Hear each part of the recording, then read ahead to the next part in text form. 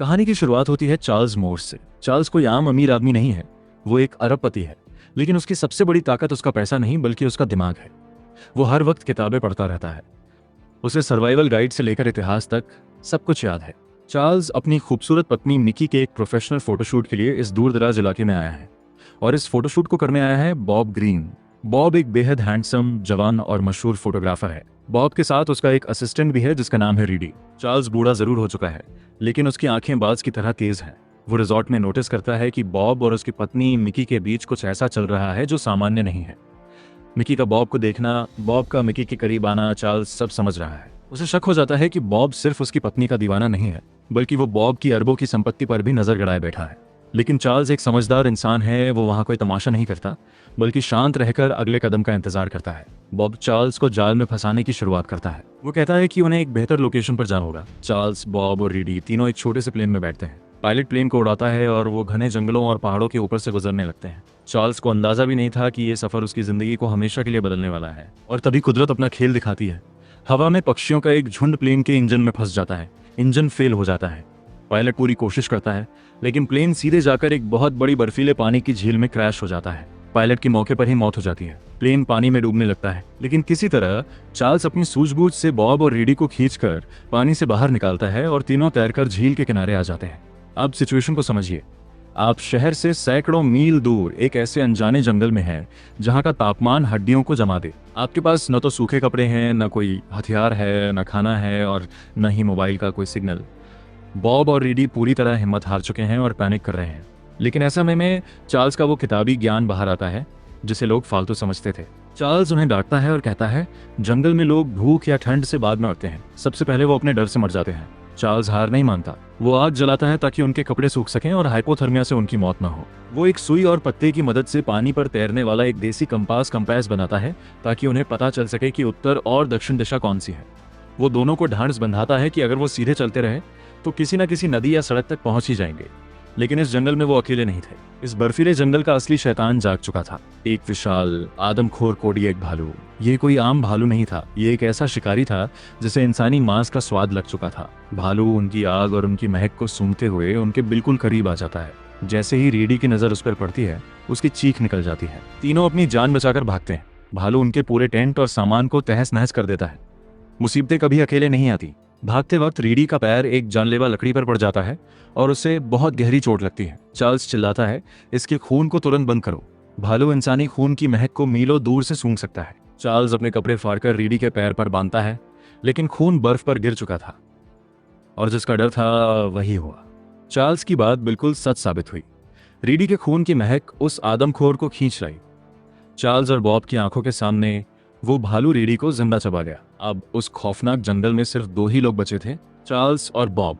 उनका एक साथी जा चुका था और वो भालू अब उनके और करीब आ चुका था क्योंकि उसे पता चल गया था कि ये इंसान उसका आसान शिकार है। रीडी की मौत के बाद बॉब का मानसिक संतुलन बिगड़ने लगता है। वो रोने लगता है कि अब हमारी बारी है। लेकिन चार्ल्स जानता था कि अगर इस वक्त डर को अपने ऊपर हावी होने दिया तो मौत निश्चित है। चार्ल्स बॉब की आंखों में आंखें डालकर चिल्लाता है, सुनो बॉब, कल हम भागेंगे नहीं, कल हम इस भालू का शिकार करेंगे। बॉब चौंक जाता है, एक भालू का शिकार? हम? बिना बंदूक के? चार्ल्स कहता है, हाँ, जो इंसान भालू को मार सकता है वो जंगल से जिंदा बाहर जा सकता है। हम अपनी बुद्धि से उसे हराएंगे। चार्ल्स अपनी किताबी नॉलेज का सबसे बड़ा पत्ता खेलता है। वो बॉब को समझाता है कि जब भालू हमला करता है तो वो अपने पिछले दो पैरों पर सीधा खड़ा हो जाता है। हमें भागना नहीं है, हमें अपने भाले के पिछले हिस्से को जमीन में मजबूती से गाड़ना है और उसकी नुकीली नोक को भालू के सीने की तरफ रखना है। भालू जब हमारे ऊपर गिरेगा तो वो अपने ही भारी वजन, हैवी वेट की वजह से उस भाले के आर पार हो जाएगा। ये एक बेहद खतरनाक प्लान था क्योंकि इसमें एक सेकंड की भी चूक का मतलब था सीधा मौत। दोस्तों, ये इस पूरी फिल्म का सबसे जांबाज और रोंगटे खड़े कर देने वाला सीन है। दो आम इंसान, जिनमें से एक बूढ़ा है, सिर्फ अपनी इच्छा शक्ति और दिमाग के बल पर दुनिया के सबसे खूंखार आदमखोर भालू को मौत के घाट उतार देते हैं। चार्ल्स ने साबित कर दिया कि इंसान का दिमाग हर हथियार से बड़ा है। भालू मर चुका था, दोनों की जान बच चुकी थी। उन्हें लगा कि अब सब ठीक हो जाएगा, लेकिन असली ट्विस्ट तो अब आने वाला था।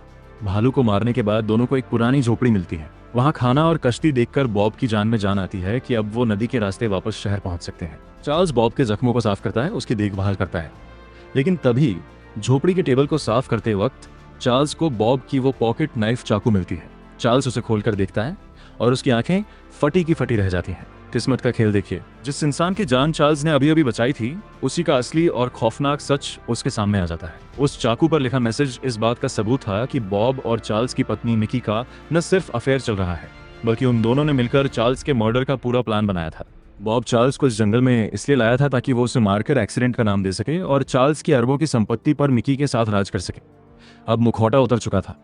बॉब हंसते हुए कहता है कि हाँ, मैं तुम्हें मारने आया था और इस जंगल से सिर्फ मैं ही जिंदा वापस जाऊंगा। मैं सबको कहूंगा कि तुम भालू के हमले में मारे गए और मिकी मेरा इंतजार कर रही है।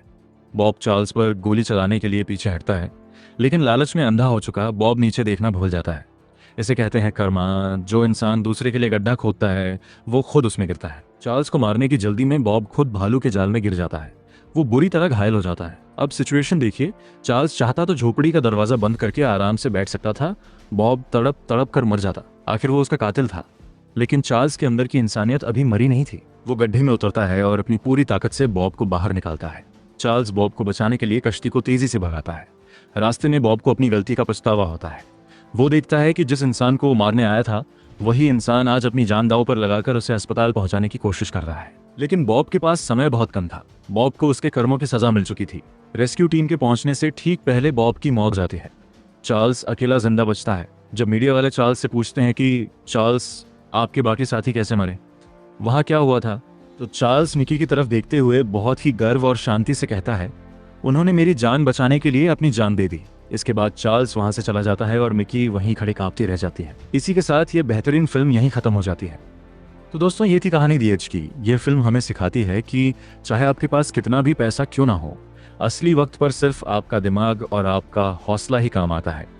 और कभी किसी के साथ धोखा मत करो, क्योंकि किस्मत घूमकर वापस जरूर आती है। आपको चार्ल्स का यह मास्टरमाइंड किरदार कैसा लगा, कमेंट्स में जरूर बताएं। वीडियो को लाइक करें, शेयर करें और अपने चैनल फिल्म क्षेत्र को सब्सक्राइब करना बिल्कुल न भूलें। मिलते हैं अगली वीडियो में, तब तक के लिए धन्यवाद।